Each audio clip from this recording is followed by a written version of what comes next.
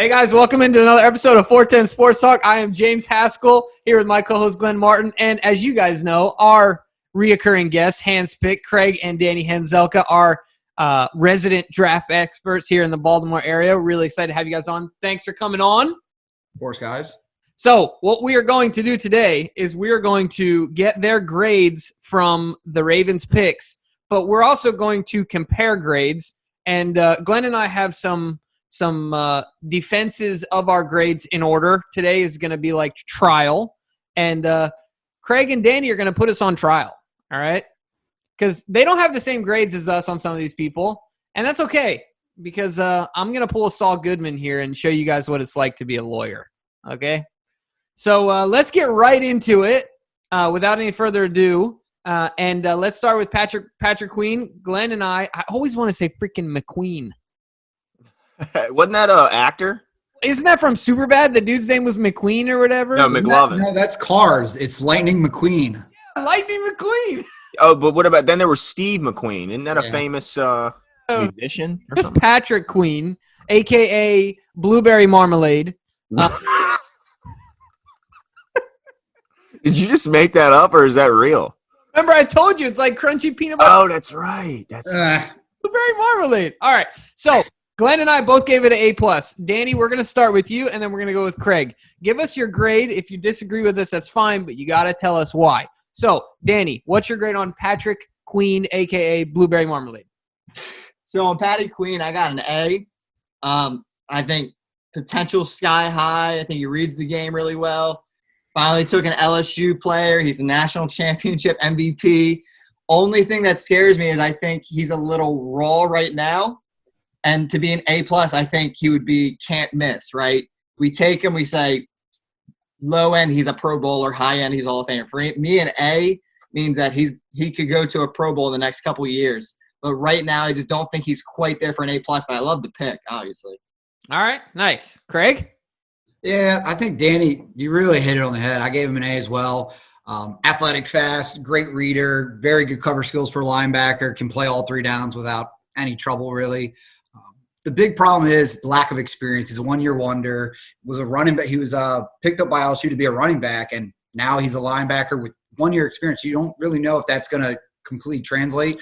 There's a lot of plays where he would try to make the play instead of being disciplined and staying in his hole. So I could really see some struggles in the early year. So that's why I give him an A, and he's not a home run pick, but I'd still love the pick. He's still one of my guys. Yeah, I think the Ravens said it best when they said that they're picking this guy because they feel like his best football is clearly ahead of him, and he's on the way up. So yeah, cool. So we're all in agreement after that first one. Not too many sparks flying yet. No, but I'm excited about to get your second pick, because this pick has gotten mixed reviews from people. I think some people considered it a luxury pick. Some people just say, look, best player available, and they had to do it. So what's your guys' grade? Round 2, number 55, J.K. Dobbins out of Ohio State. I'll start with this one. I think it's absolutely an A+.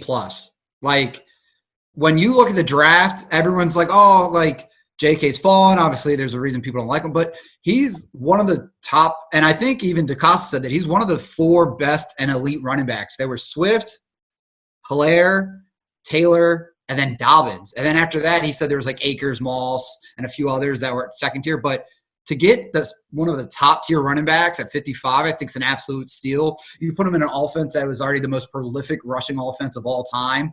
I mean, what more could you ask for in a second-round pick? When I first saw him, I thought of Ray Rice, short, squatty, very explosive. And it's funny because they're the same height, and I'm pretty sure he's going to be wearing the same number as Ray Rice. So it's like the second coming. But when I was watching, one of his best characteristics that no one talks about is his hand play. If you watch his highlights, or I watched a lot of film, he's really good at either using the extra arm to keep himself up for balance. He used it for stiff arms, and there's a few times where he threw guys off looking like Marshawn Lynch. And this one, I talked with Danny a little bit, and he actually gave him the comp of Willis McGahee, because we all know Willis McGahee had this nasty stiff arm around. Yeah, just throwing guys out of the way. So I think he's a little bit of a mix between a Ray Rice and a McGahee. Great speed, great pass and rush blocking, which is going to be great for RPOs. And he's really good at getting skinny and having good vision and getting through the hole. So I give it an A+. I love it. All right, fair enough. Well, I think Oh, yeah. Sorry, Danny. Go ahead. I cut you off there, man. Trying to skip me, Jimmy. Sorry. So Dobbins, I go B plus because I don't see where the fall was. I think that's around where he was supposed to go. I'm also curious, and maybe it wouldn't have happened. I'm curious if we would have took Mims first. I wonder if Dobbins would have been there for our second pick if we didn't trade that one back. But Dobbins, Willis McGahee post-injury, right? Because McGahee before the injury was just unworldly. He was 4.2 speed. But I think Dobbins and McGahee are very similar. Dobbins, I wish he ran the 40. He looks like a legit 4.4 guy, I would assume. He's a 2,000-yard rusher in his last season, 21 touchdowns. Fumble. Yeah, Harbaugh's been looking for a home run hitter for years. I think this is one where he found one for sure. Only thing that worries me about Dobbins is that his hips seem a little stiff to me. I wish he had a little more wiggle in him because a lot of the time he does try to almost use his speed to create momentum, to create power, or he likes to use those hands a lot. But I love it in the Ravens system. I almost would do an A- just because of the Ravens system. Can I say one thing? I truly believe this. Me and Danny talked a little bit about whether Dobbins would have been taken if we would have got Mims first and got him at 60.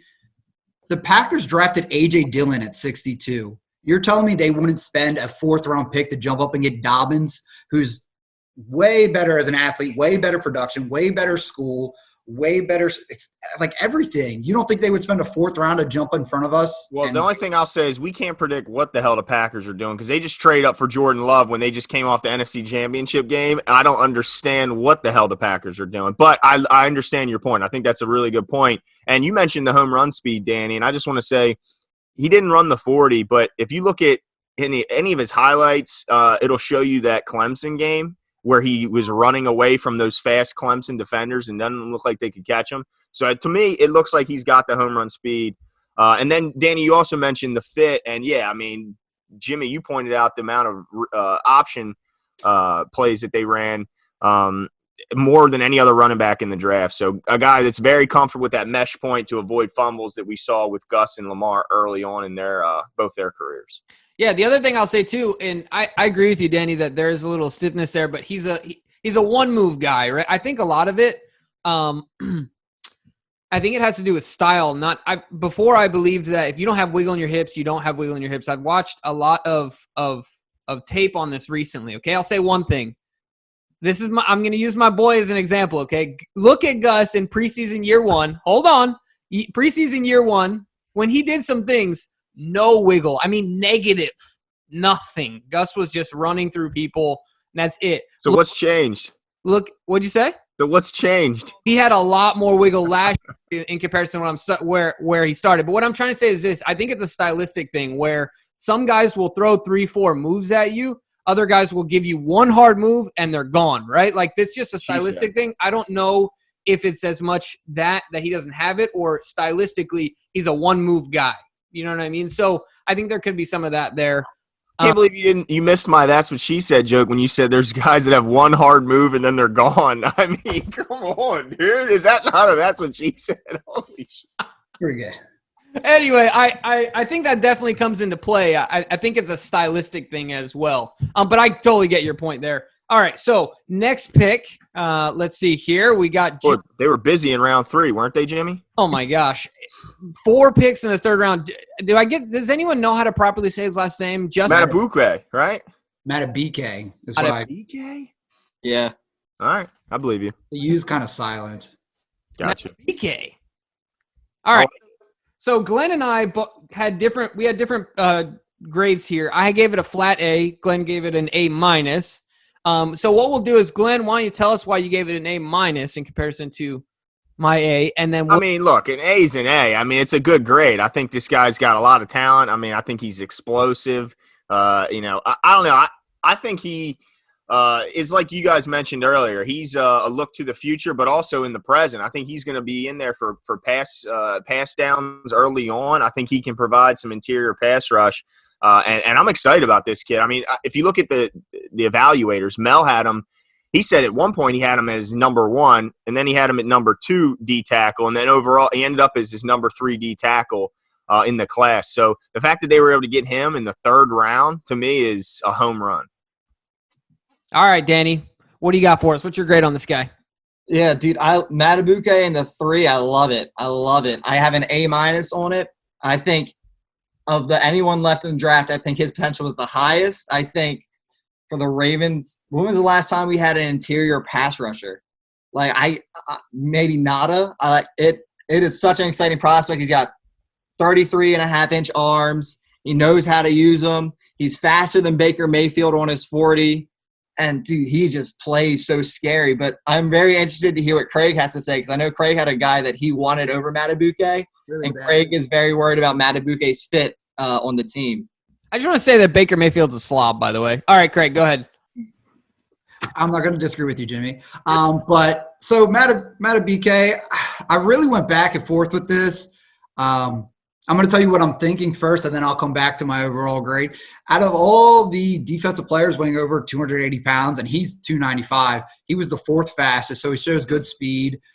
He was one of only 4 defensive players to get over 30 reps on the bench press. He had the fastest 3-cone of any D lineman. The big things with me is that he's smaller. He's 295, which isn't small for a man, but for a 3-4, you really want a guy that can eat 2 gaps up, and that's his big problem. He can't really cover 2 gaps. But I will say he's disruptive. He's super athletic. If he gets double teamed, he can hold up a double team, but he's not really good at – he's not long enough to be able to stop 2 gaps when like a running back's trying to decide between 2 gaps.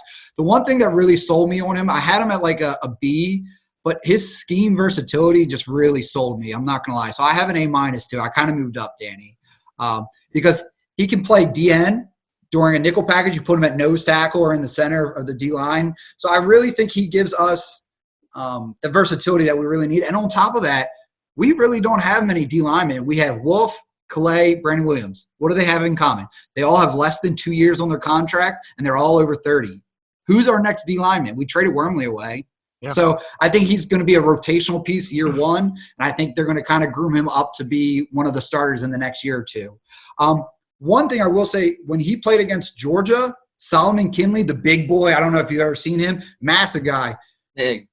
Dude, Madubuike grips this guy, throws him out like a bouncer out of a club, man. Like, he gets tossed, and that dude's 350 plus. Like, that's like, think about like Pierce. Like, think of someone throwing that guy. That's basically what Madubuike did to someone 50 pounds heavier. Yeah. But I will say, sorry, the last thing I'm going to say, my guy that I love so much, Neville Gallimore, the fastest D lineman that you're going to see, and he has the highest motor of any D lineman I've seen for a few years. Watch some of his plays. There's one play where he rushed in, pressured the quarterback. Quarterback rolled out and started running 5 yards downfield. And Gallimore does this huge loop, comes all the way around the play, punches the ball out, and, dude, destroys the quarterback. Where'd he go? I love Gallimore. I wish he would have been there. I mean, wish we would have took him. Where'd he end up going? Do you remember? Cowboys. Cowboys draft I like a lot. CD, Gallimore, and Biadish in like the 5th. Cowboys, I really love their draft. They had, and it's shocking from the Cowboys. But you mentioned his speed, Madubuike's speed. But he also, and you touched on his power there with that story about against Georgia. He had 31 reps on the bench. I mean, so he might be undersized, but he is quick and he is strong.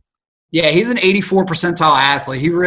If he grows a little bit, I think he's going to be a good pick. I really was on the fence about him at first, but he just has so much to offer. Yeah, so much upside too. It's crazy upside for a 3rd-round pick. Yeah. This next one, I can't wait anymore. This is exciting. All right.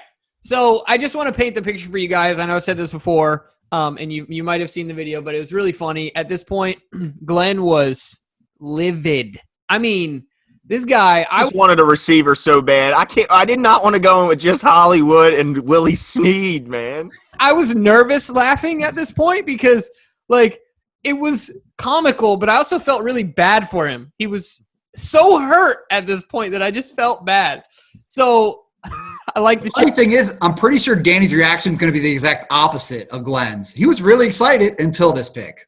So, all right, so we're going into it, and Glenn is the other teams are making their picks. We're coming up to our pick, and Glenn's writing down, all right, what other wide receivers excite me? And he's looking around. He's like, you know what?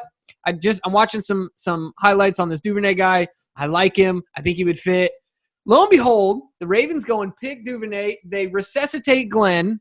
Yeah, right on cue, man. mean, it was ridiculous. And we both gave it Glenn.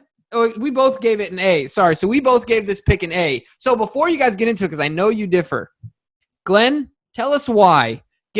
Preach for both of us here. Why is Duvernay an A right here in the draft for 410 Sports Talk and the Baltimore Ravens? Give it to Hanz Picked. Tell him, Glenn. Yeah, I mean, people have already heard my grade, so I'll be brief. He's got incredible straight line speed, the 4.3 speed. His hands are undeniable. I'm done dealing with concentration drops and all that BS. I love the competitive nature that the guy has. He doesn't want to go down. He doesn't want to take no for an answer. He'll get, one thing we saw about Perriman is it seemed like you guys mentioned before the call that the fans and the media got in his head and totally killed his confidence. I don't think we're going to have to worry about this guy losing confidence if he doesn't have early or immediate success.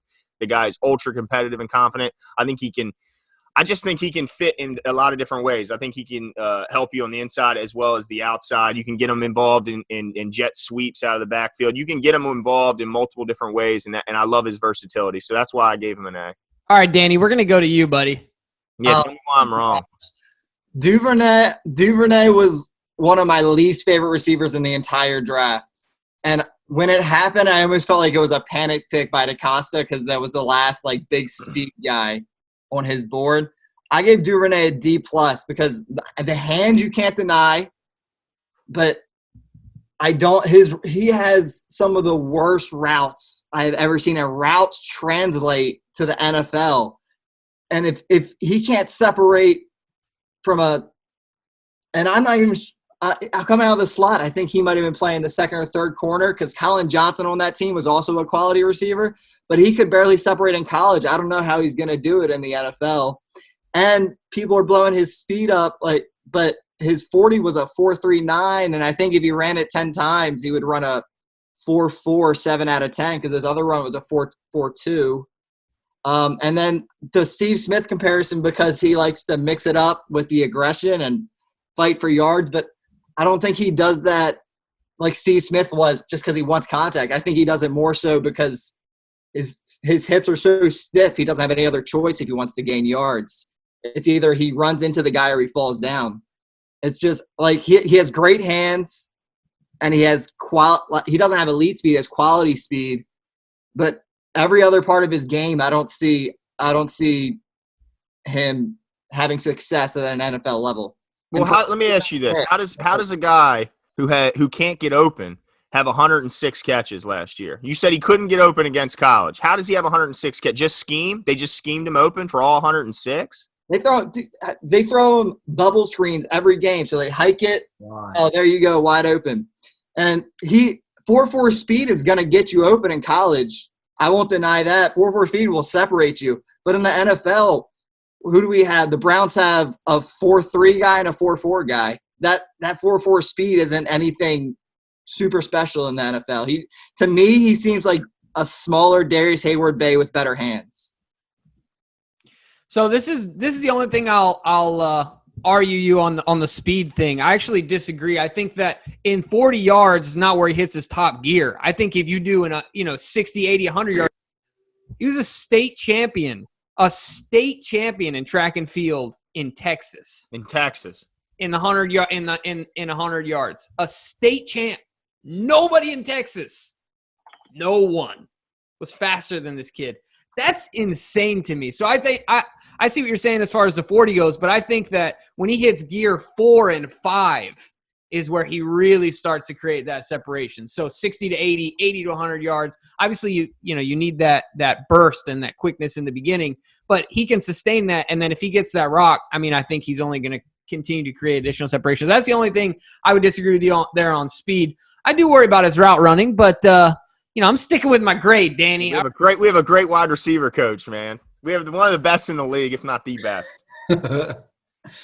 All right. So originally, I'm going to say I was at a C+ because getting this type of speed this late is pretty good. But one thing before I actually go in, I want to think about Jimmy. You said he was all-state runner in Texas, right?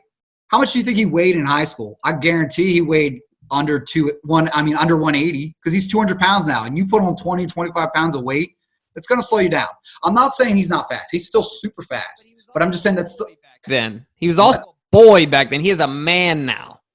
There's a big difference. How he carries that weight is important. He's got way more muscle. And Texas had by far the most players, like where they were born. Texas as a state outranks every other, and it's not even close. For sure. Yeah, without a doubt. But I'm just saying, like, something to think about. He may have been the fastest in high school, but I guarantee he put on a lot of weight because it shows.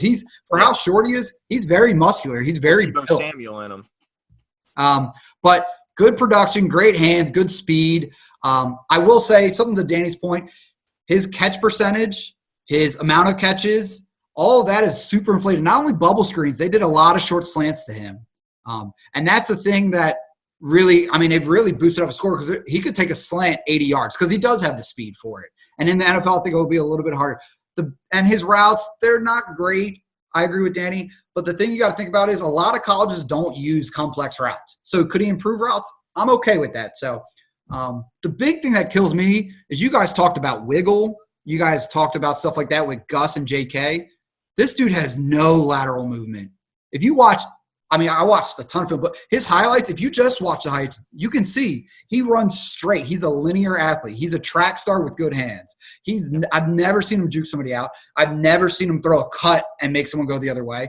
He's just straight line speed. And that's why you see him truck over guys because he knows that he's not going to win with a cut. So he just uses his power and tries to make it some force and run over people. But at the end of the day, I gave him a B- because with that type of speed, you can scheme him into things. You could scheme him to take the top off. You could scheme him into those bubble screens and get 20 yards if he hits a seam.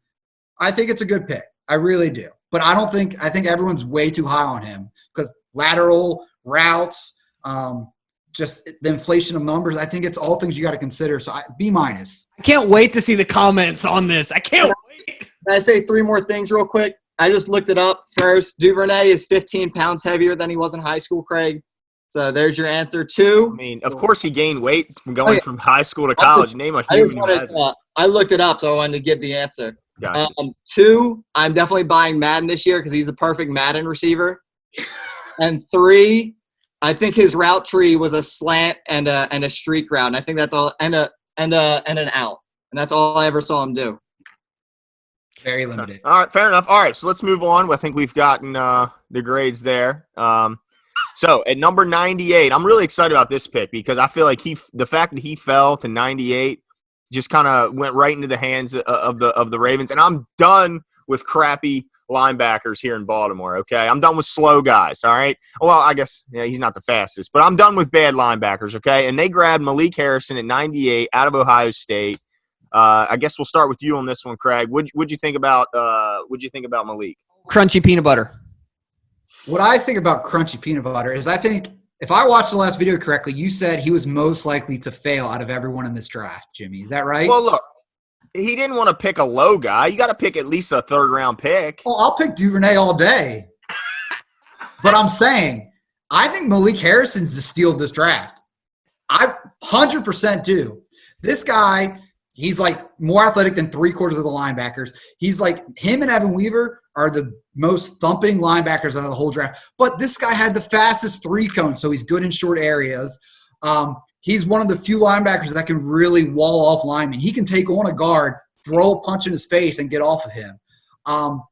He also has the ability to play outside linebacker. His ability to be so versatile.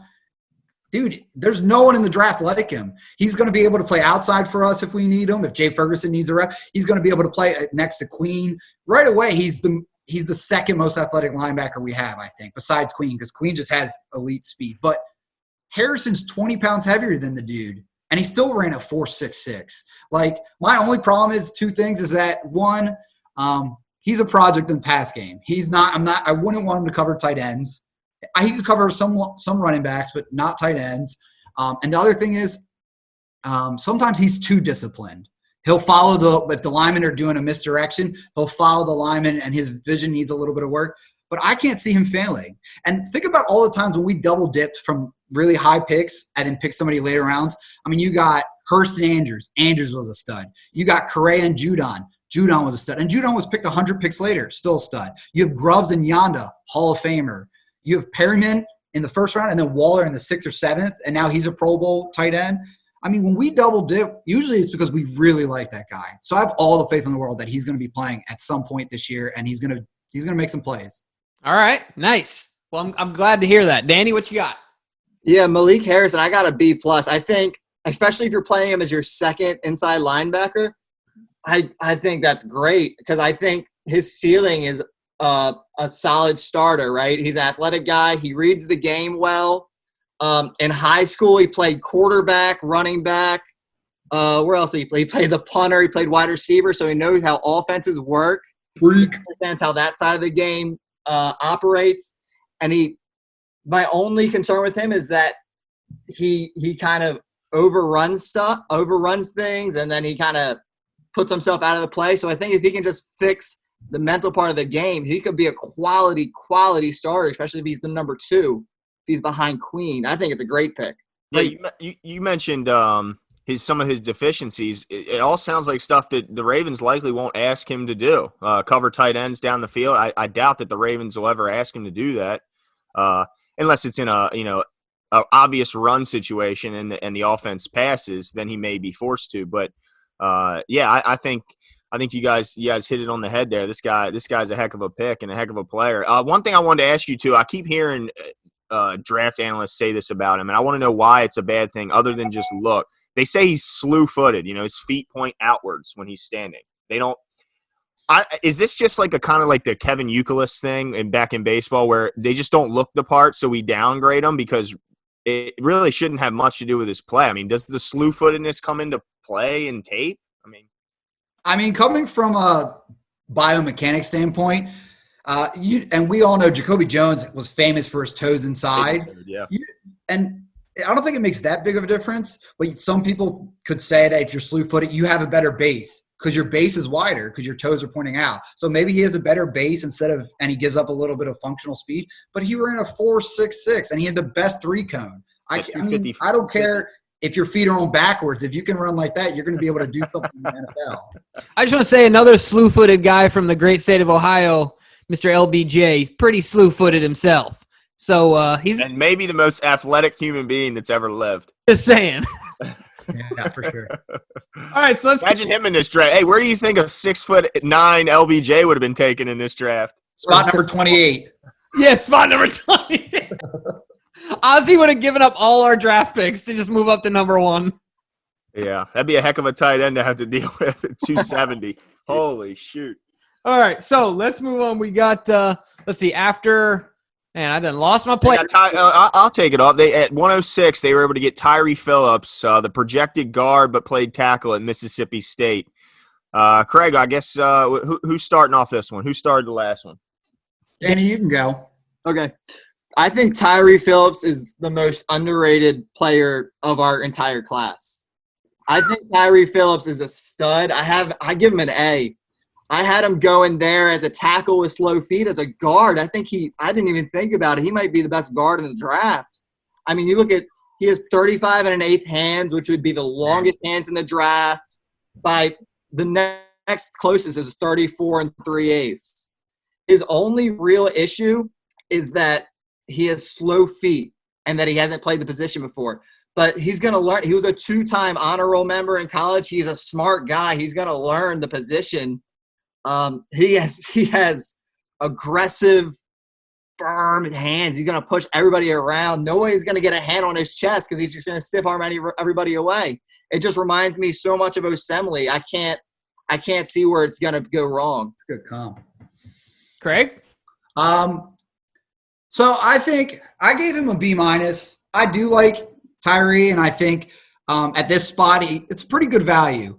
But I have some real concerns with him. I love his hand size. I love his height. I love his arms. His wingspan is like 84 and a half wingspan, so it's massive. If he plays guard, he's going to be able to touch from the tackle to the center, and he should be able to get a punch on anyone. With those massive hands, he should be able to, keep people corralled. Just like Danny said, big, powerful, long. But the thing is, he's very lumbering, and he lunges a lot, and he has some wasted movement. If you look at it his athletic scale, according to the adjusted SPARQ, he's in 10% athlete. So he's worse than 90% of the athletes. Is that a big deal? No. But my problem is you really need balance as a guard. You're getting hit by 300, 350-pound men. Like, if you're not balanced, you're going to be putting your ass, on your bottom.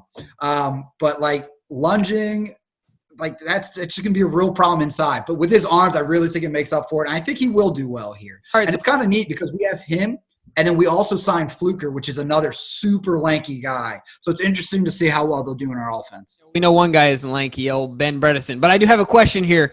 How much do you – so those technique things, those technique deficiencies that you talked about, how much do you consider the fact that he only played 1 year of high school football? So similar to Patrick Queen, where you hope that his best football is in front of him, not behind him, right? So how much do you calculate that into your grade as far as like where you see him being able to go?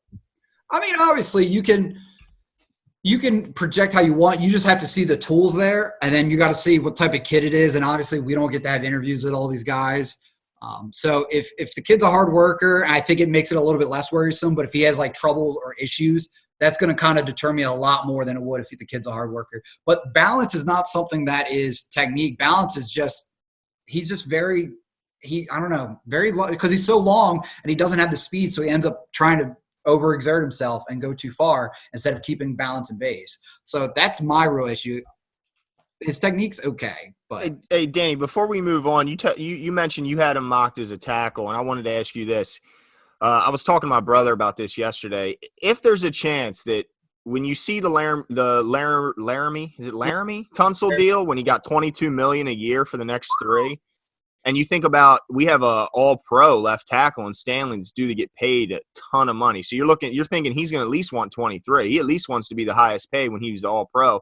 Is there a chance that they could consider maybe moving Orlando to left tackle and not extend Stanley and make him the highest paid tackle in NFL history? Is there a chance that Tyree could go to right and Orlando could go to left? You know, I really would be surprised if the Ravens felt like either Orlando or Tyree had good enough feet to play the left tackle. Okay. Personally, if they do decide not to re-sign Stanley, which I think would be a terrible decision, even though I've never been a huge Stanley guy, but I think he's doing well with Lamar. Yep. If that does happen, I think they look to sign somebody or get somebody next year. I don't think if they have another left tackle on the roster who will be a starter, a quality starter. Okay. Fair enough. All right. So we're moving on out of round 3 into round 4. And I'm excited about this one because this guy is another polarizing guy. I mean, some people love him and some people can't get over that arm length. And so I wanted to get what did we grade the Bredesen pick as, Jimmy? Oh, Glenn, you gave Bredesen an A-. I gave Bredesen an A. Okay. All right. So I guess we'll start with Craig. What did you think about Bredesen in the 4th round at 143? Initial reaction, I really didn't like it. I was in my head, he's got the second shortest arms of all the O-linemen. And the other one who had the shortest is Colon Castillo, who we also just got as an undrafted free agent. So we have the 2 shortest armed linemen in the whole draft. But in my head, like I think T-Rex arms. And I'm like, I don't really want that on my line because, I mean, you face big, giant tackles that have huge arms. You're not going to be able to get in their frame. I went back and I just watched more tape because my initial reaction was like, why do they do this? But I know the Ravens obviously are a very intelligent team. So I went back, 2-time team captain, and it's only the 12th player ever in Michigan history to have that. Very active feet. With his short arms, once he gets in the frame, he's fantastic. But that's my worry about him is he going to be able to get in the frame? He shows good power. He doesn't really win that big, but he doesn't lose that often either. So he's a pretty safe pick, and he has a good anchor. So I ended with a B- just because I'm hoping he can get past the really short arms, but it's to be determined. But I know the kid's got work ethic, and he seems like a really good kid. So I give it a B- because I know he's going to work on it. Danny? Yeah, I had Bredesen up at a B+. I think Bredesen has such a high motor. Like, you watch him, and he loves contact. He'll go block somebody and then look for somebody else to block right after he blocks that guy to the ground. And his arms are a big concern. It almost makes me worry that he'll never be a 16-game starter. But every other part of his game I love. I think he uses his body really well. He works at opening holes. He moves his feet really well.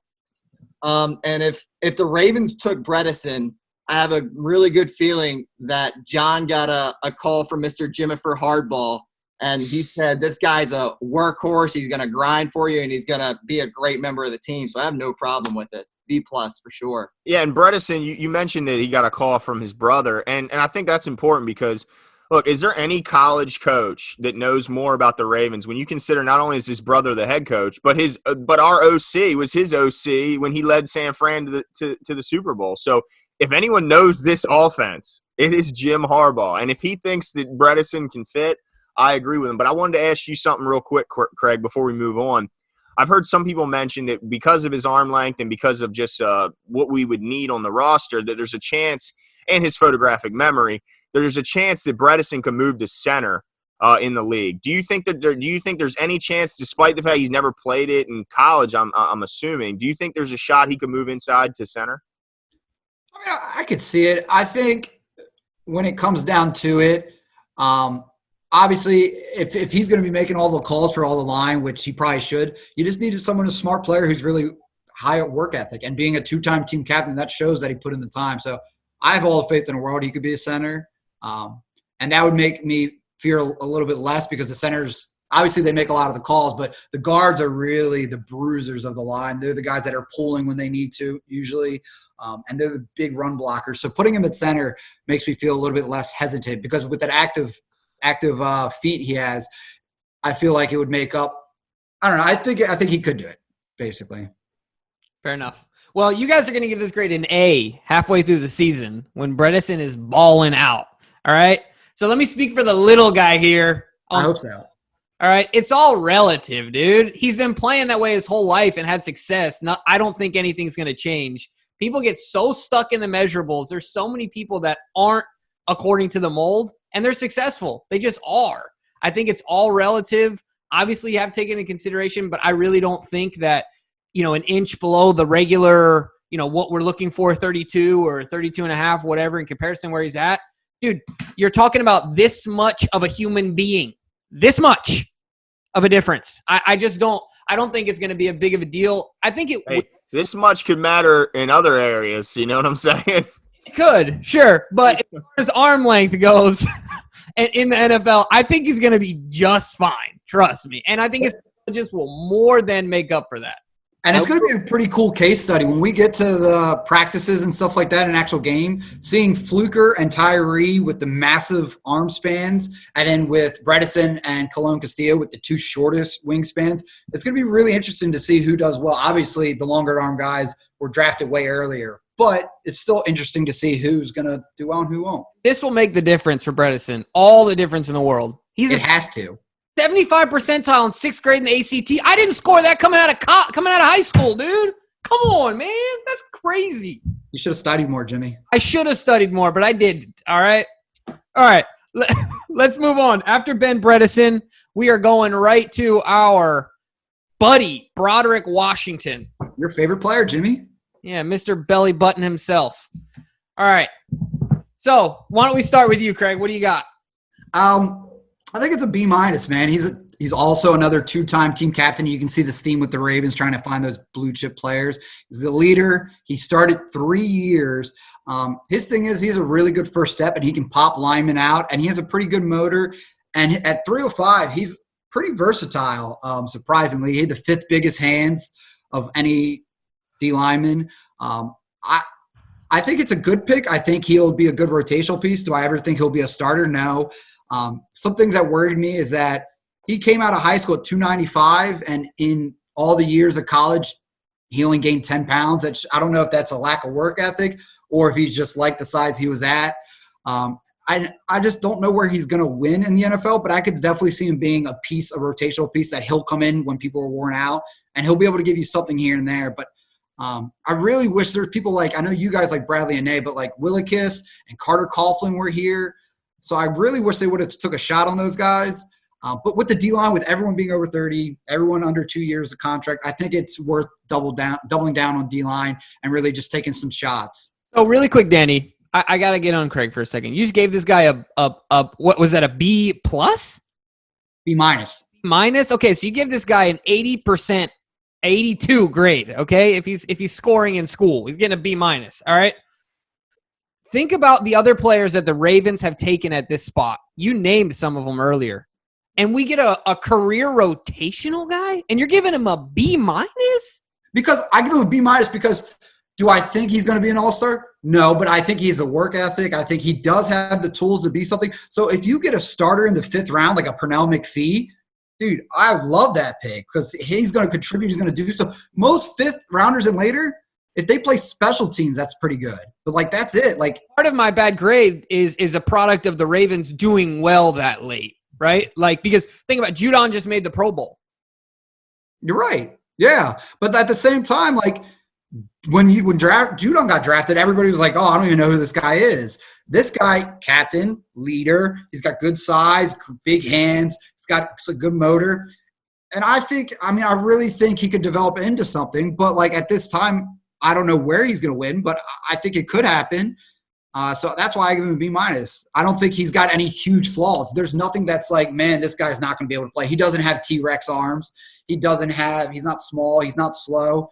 He's like an average piece, but I think with work, he could be higher. So I think B-. All right. Danny, what you got?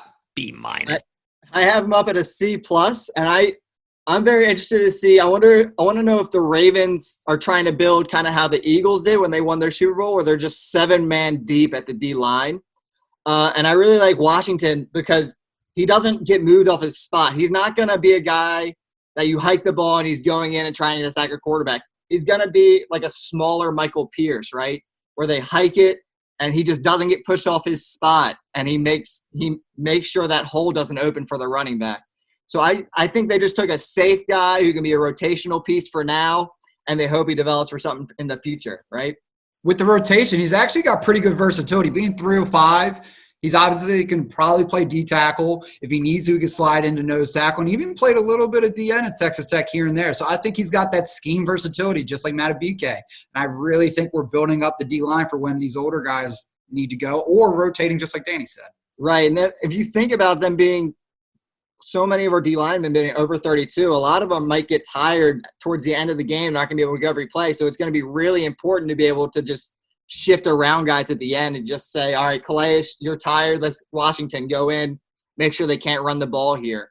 You know what I mean? Just get another body who's skilled enough to play in the NFL.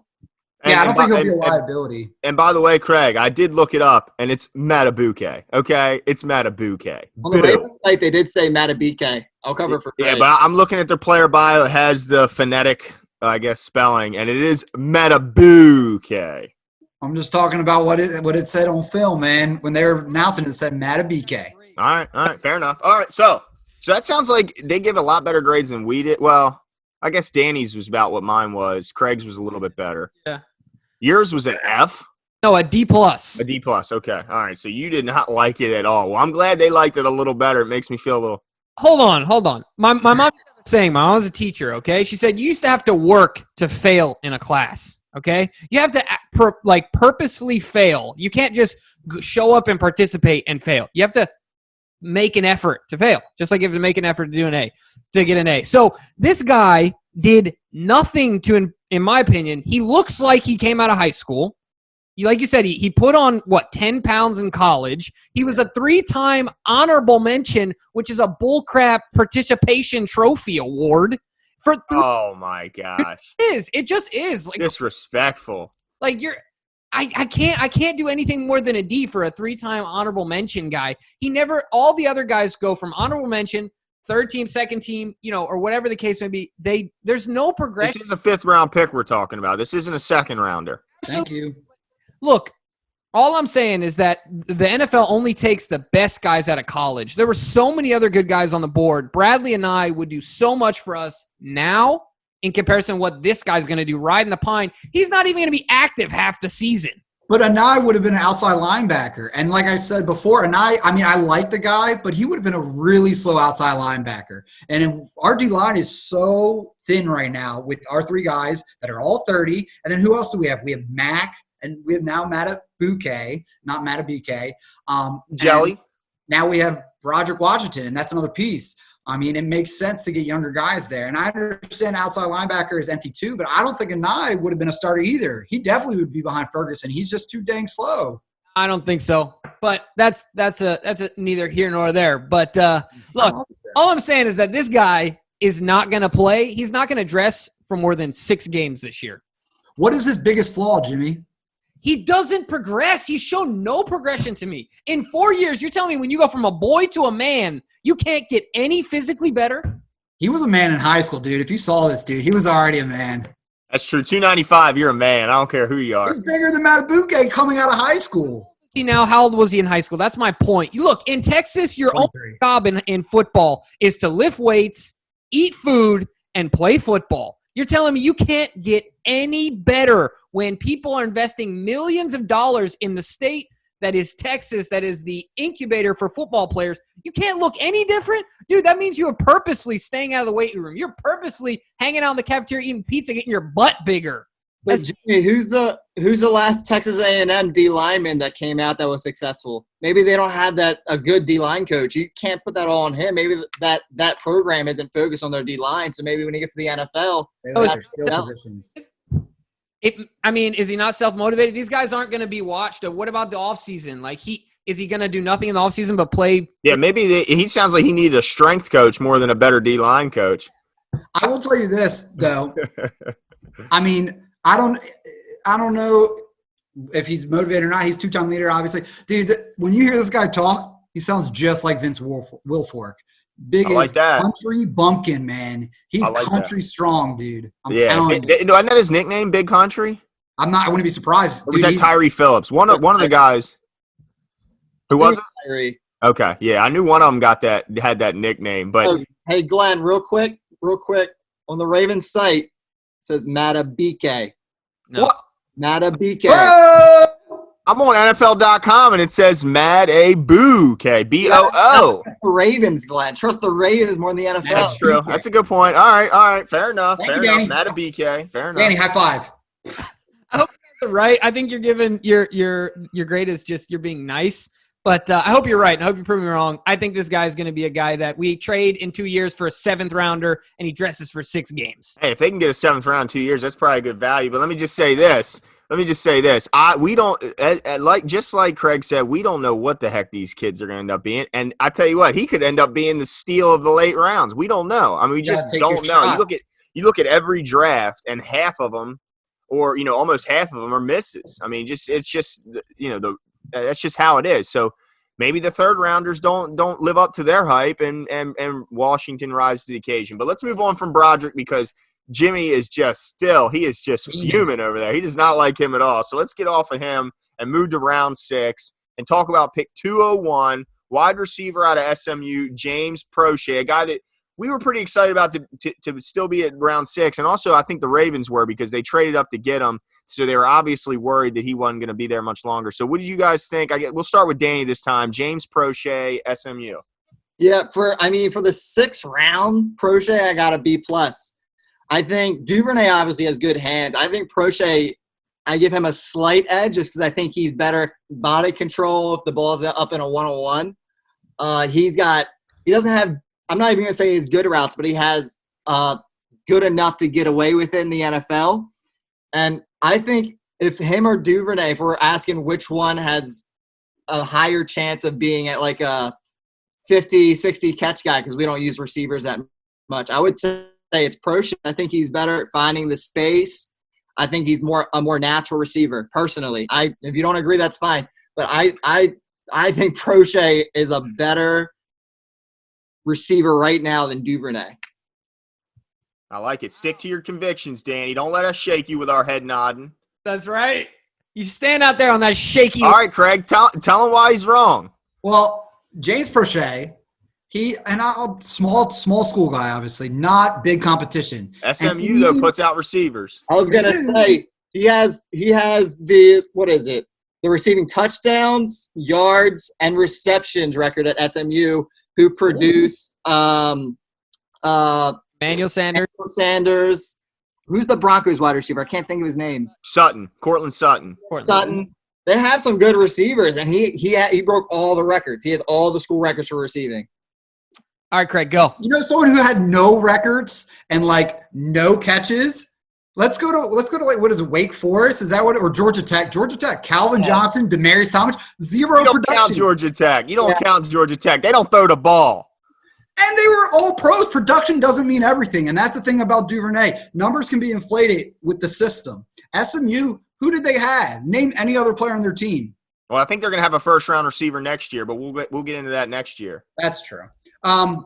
Anyway, he's fourth smallest wingspan of the receivers. He's the smallest third smallest height-wise receiver. He's small, man. Like, you think Duvernay small? This guy is even shorter, weighs less. He weighs the same. But he does catch everything.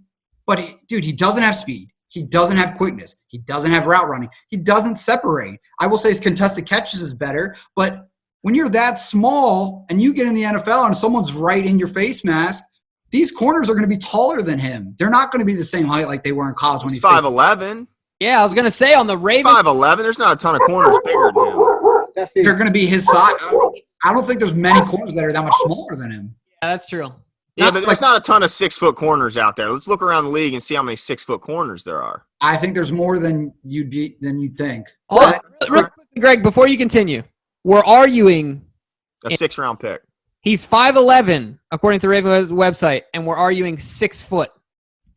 But I'm saying the people he faced in college, I guarantee a lot of the corners he faced were shorter. They're probably like 5'8", 5'9", because at smaller schools, you can't get fast corners that are tall. So he probably faced a lot of really short corners. That was my point. Yeah. But even with them, he didn't get separation. He's not going to be able to just moss people that are more athletic than him, faster than him, the same height as him. It's just not going to happen. And I give him a B-, and I'm actually, you know what? No, I give him a C+, because I just don't think he's going to be able to get away. They're going to have to scheme him open. And you're not going to scheme someone open that isn't one of your top 5 players. And he's not going to be one of the top 5. So they're not going to scheme stuff to get him the ball. And on top of that, I will say the last time this happened, that we traded like a 5th round for a 6th round and we got a receiver, it was a guy I really liked, Campanaro. Danny knows this. I called that pick. I called the Ravens getting Campanaro, and I loved Campanaro. If he didn't get injured, he'd do really well. But Prost just has so many limiting factors. You're not going to throw the ball up to him when he's not open. It's just not going to happen. I just don't see how he's going to work. And now, let me ask you with Craig for a second really quick. Yeah, go ahead. Craig, and the Ravens play such an open offense. I don't even think height is something I'm worried about from a receiver, because so much of what they do is hike, and then receivers try to find space after the play breaks down. And you know what that is? Quick. But the height is not important. We don't really have anyone with a lot of height because we don't need it. We don't want it. We just want guys that know how to find space when something breaks down. We don't want guys that need space. We want guys that are fast. Prochet's not fast. He won't get open. It doesn't matter if you give him 5 seconds or 25. He's not going to get open. You're going to have to throw him open 90% of his plays. It doesn't matter how long Lamar's scrambling. Dude, he could run all over the field. He still wouldn't get open because he's just not that athletic. He'll get a few catches here and there just because they like him so much, so he's going to get some plays. But he's not going to get separation. I'm telling you. You don't need speed to get open though. You need to know how the feel is, how things look. You need to know how to find it. You don't need speed. Yeah, teams run a lot of zone against us too. And correct me if I'm wrong. Isn't Prochet good at finding the holes in the zone? Yes. And Hollywood's they run a ton of zone against the Ravens because if you run man, good luck because Lamar breaks containment and goodbye.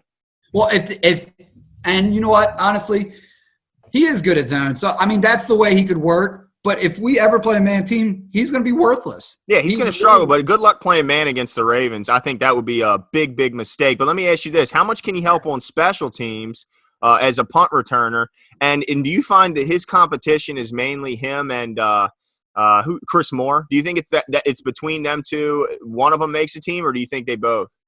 If Prochet has that ability, obviously we want more running backs. So I wouldn't be surprised if they just kept Prochet as a receiver like 4 or 5 and kept him as a returner. I will say he doesn't have the top speed you really want of a returner or someone that hits the hole and is gone. If he hits the hole, he'll take it like 40, 50, 60 yards, but he's not going to get a touchdown off a kick return most likely. But I'm thinking more punt return than kick return. Okay, yeah. But, I definitely – he's got such solid hands. And punt return, I feel like most of the time you don't get that many yards unless you have an elite returner.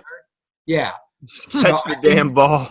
Yeah, I think he'll be fine. I think he'll be decent as a punt returner. You won't have to worry about him. All right, well, let's move on to the last pick in the Ravens draft. Geno Stone, Safety out of Iowa. Glenn gave him a B-. I gave the pick a B. Craig, we'll start with you on this one. What do you got for Geno Stone? I was teetering. 7th round is such a late pick. You just throw darts. He's so small. He's an average athlete, but he's so small that you usually got to make up for that with athleticism. But he's just an average athlete. I give him a B+ because I really think his angles are really good. He's a smart player. He's a very solid tackler. I think on special teams he could be he could be an ace special teamer. I really think if he gives it some time. I wouldn't mind having him go back and play safety a few times during the game, but with his shortness, his lack of mobility, I don't know if he's ever going to be a real starter, and I wouldn't even consider him a rotational piece unless his IQ shot out of the roof that I didn't see. But for a good special teamer, I think it's worth a B+ because he is going to get a lot of play at special teams. All right, Danny? Yeah, I gave him a B-, and I think he's a lot like Chuck Clark, but he's a less athletic Chuck Clark. Like, he's a smart guy. He's a little – people are questioning his athleticism, even though Chuck Clark was like 4'5", he's 4'6". Chuck Clark did a little better. But his tackling isn't super consistent, so I'm worried about special teams. He's got speed right teetering on the point of where you're nervous playing him back there. I think there's a chance in 3 or 4 years if he puts in the work and watches film and really, really tries to improve, he could be a starter. But right now, unless he puts in a lot of work like Chuck Clark did, I can't see it. So I got to go B-.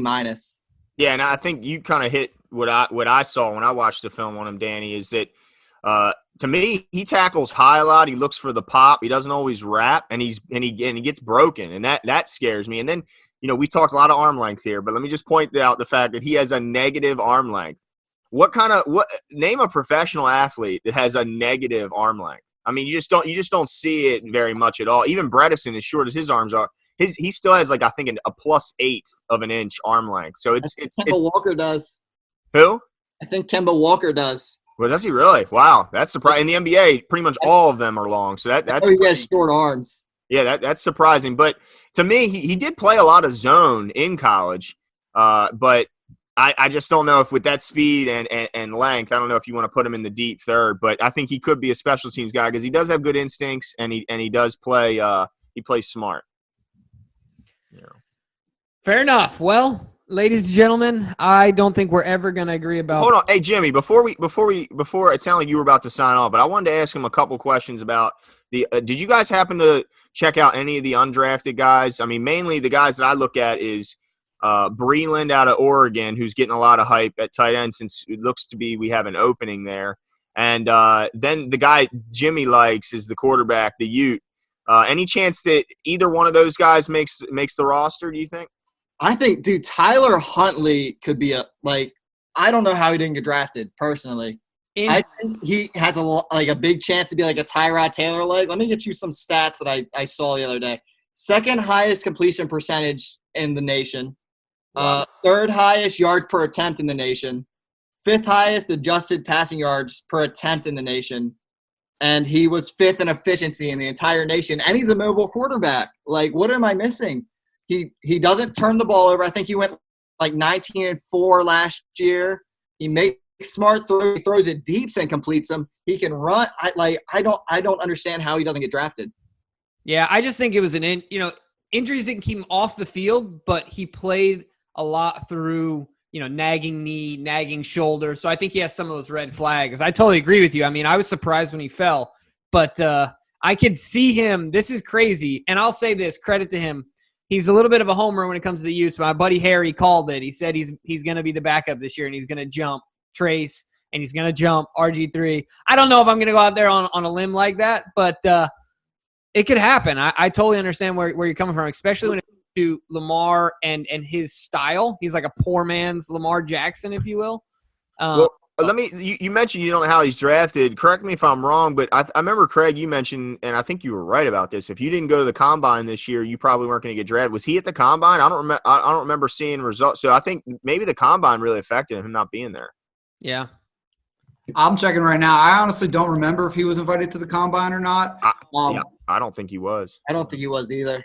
Yeah, so I think that probably is why he didn't end up getting drafted. But Craig, did you happen to look at any Breland from Oregon? To be honest, I looked a little bit. I didn't do hard study. I will say I looked at Huntley, and Huntley showed some really good skills. But as far as Breland, Danny, I think you watched more Breland than I have, right? A little bit. So what did you see of Breland? I mean, he seems like, from what I saw, he seemed like an all right receiving tight end. He knows how to find space. I wonder how much that Herbert created for him, how much he created for himself. He had solid hands. I'm not sure if he'll ever be more than a role player on an offense, though.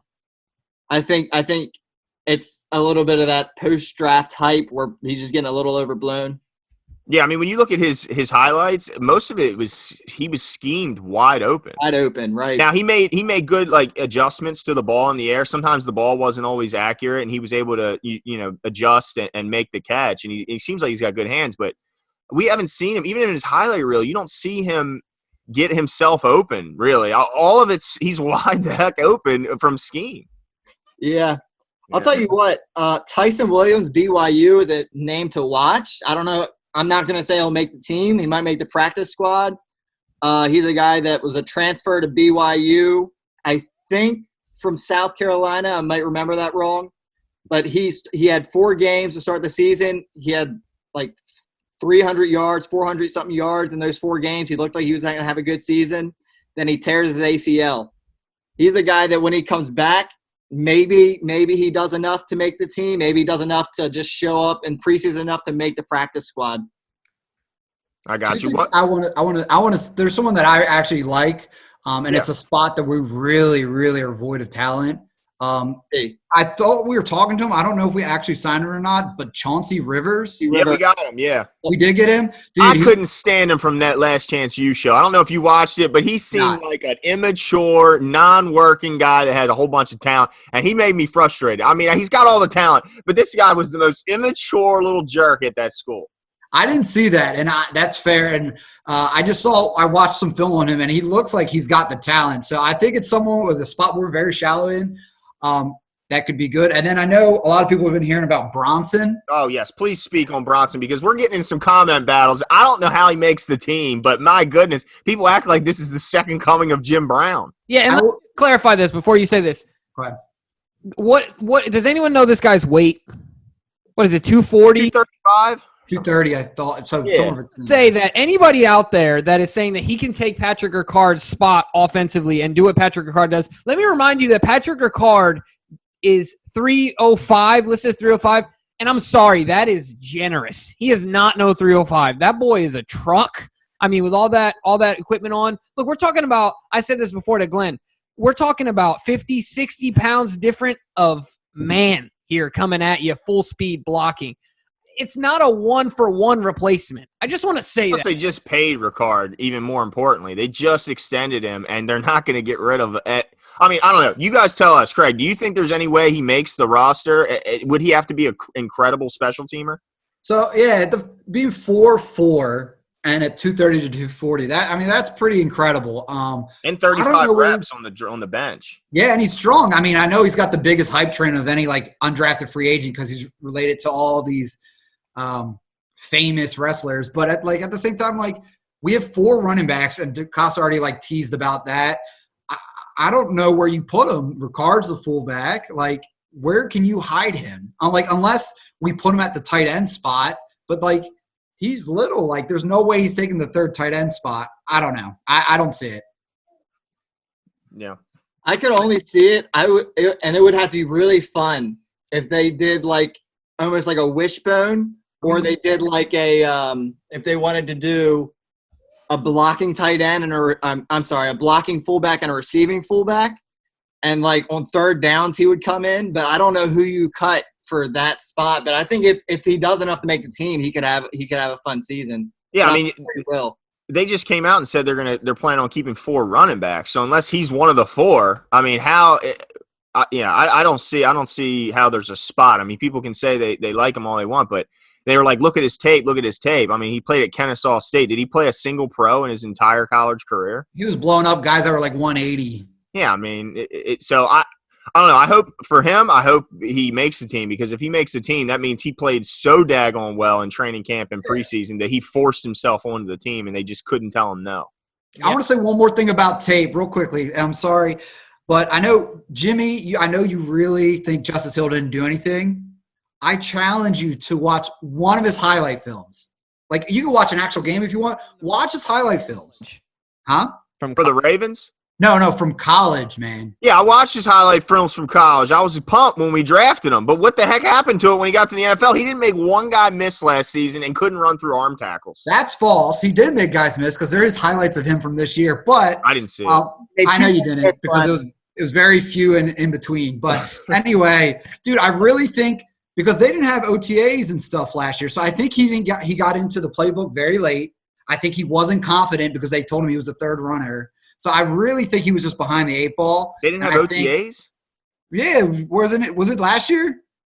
I think Harbaugh got in trouble. Oh, he got 3 of them canceled because something with helmets. Was that last year or the year before? I don't remember. I know he did get in some trouble with, but I thought that was when Ben Watson was here because he was the player rep who reported him. Maybe you're right. Maybe I'm wrong. But at the same time, I really think if you give him a little bit more time, because he has the elusiveness, he has the top speed. He's not going to be a guy that trucks through people left and right, but I really think he could do some things for us and be a weapon as long as he gets that confidence back, because I think he's missing it. Yeah. Well, we'll hope and pray for that one, but not going to put much stock in it. We'll see what happens. I'm not going to put much stock in Bredesen. Hey, if they only keep 3 running backs, though, do you find it more likely that Gus is cut than Justice just because of fit?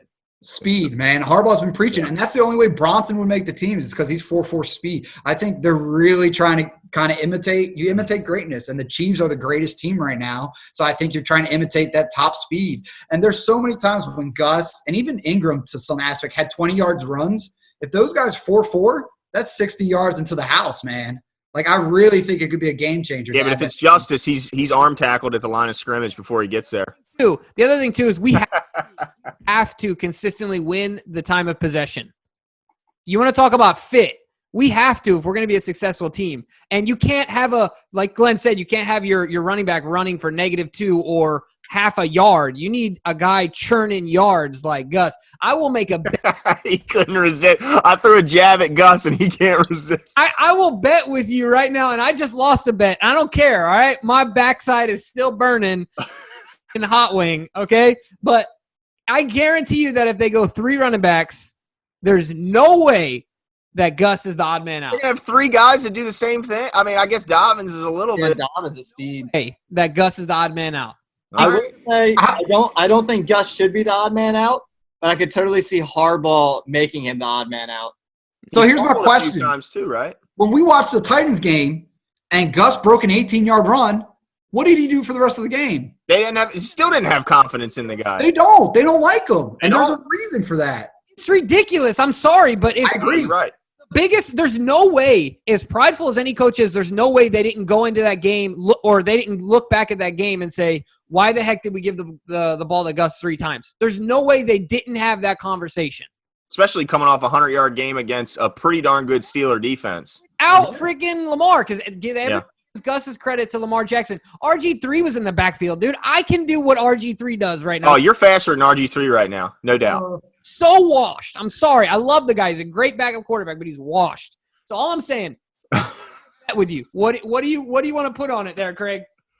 I mean, go ahead. You set the terms. I guarantee, and here's the bet. I guarantee Gus will be off this team before Justice Hill is.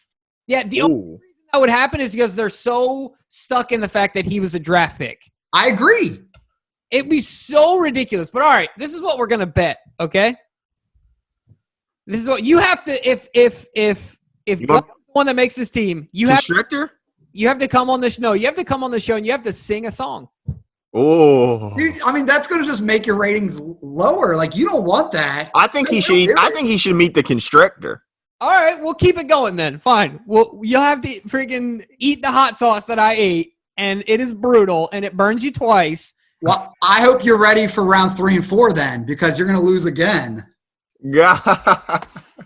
No way. What? All right, fine. That's the deal then. And I love Gus. I really do. I think he's an awesome bruising back, but we don't have faith in him. Even when we needed him, we didn't trust him. So why do you think they took Dobbins? I mean, I think there's no surprise they took Dobbins when they saw when Ingram was hurt. They had no confidence in their running attack. We'll see. We'll see what happens. All right, guys. Well, we appreciate it. Hope you guys appreciate it as well. Make sure you subscribe. Give us a like. Thank you to Hanz Picked for coming on the show, our resident draft experts. We'll see what happens from here, and we are signing out. See you guys.